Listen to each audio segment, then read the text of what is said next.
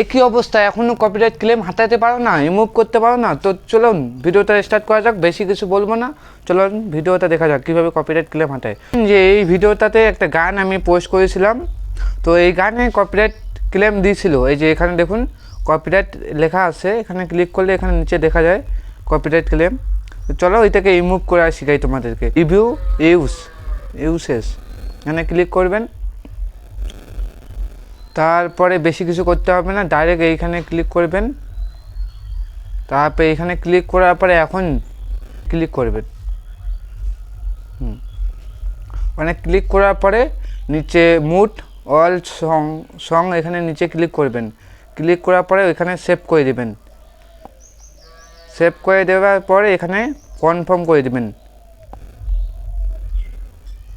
তো গাইস দেখতে পাচ্ছেন আমার কপিরাইট ক্লেম রিমুভ হয়ে গেছে। এটা আমি রিফ্রেশ করে দেখাচ্ছি, দেখতে পাচ্ছেন চেকিং হচ্ছে, এখানে এডিট প্রসেসিং হচ্ছে। তো এটা এডিট প্রসেসিং হতে 15 থেকে 20 মিনিট হয়তো লাগতে পারে, সেরকম হলে 5 মিনিটও হয়ে যাবে। তো একটু অপেক্ষা করার পরে দেখতে পাবেন যে কপিরাইটটা হারিয়ে গেছে।